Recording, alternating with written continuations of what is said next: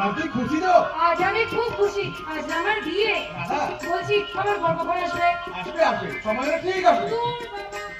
আমার না আর ভাল লাগে না, একা একা থাকতে আমার খুব কষ্ট হয়। আর একটু সবুর কর না রে বোন, দেখবি আর কোনো কষ্ট থাকবে না। আচ্ছা তুমি যেন আমার কে হও? দাদা।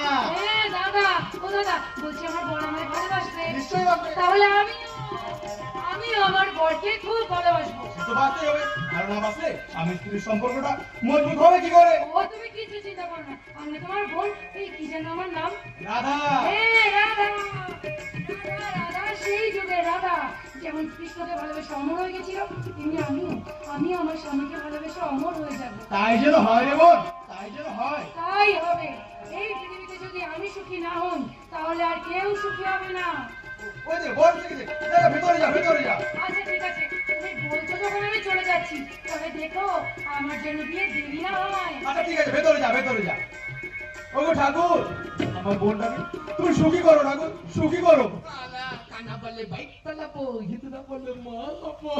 আরে তোমাকে তুমি চিনলাম না। ঠিক আছে করে দাদা, না চেনারই তো কথা। এই দাদা, এই মৈনাক ভাইয়ের বাড়িতে আমি আর আমার মা আচ্ছিত হয়ে আছি গো, আচ্ছিত হয়ে। আজ খুব আনন্দের দিন, মৈনাক ভাইয়ের সাথে তো লাদার বিয়ে। এই দাদা, আমরা কিন্তু বাজার যাবো, চালানাত আনন্দ করবো, আর সবজি ডুবিয়ে খাবো। সাত পাকে বন্দি হবে সবাই মিলে করিয়া তারিয়া ও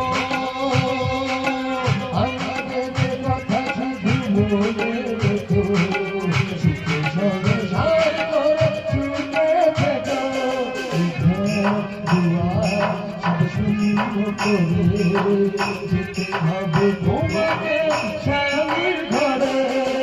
সাত পাকে বন্দি আসবে শুভ সবাই মিলে করিয়া তারিয়া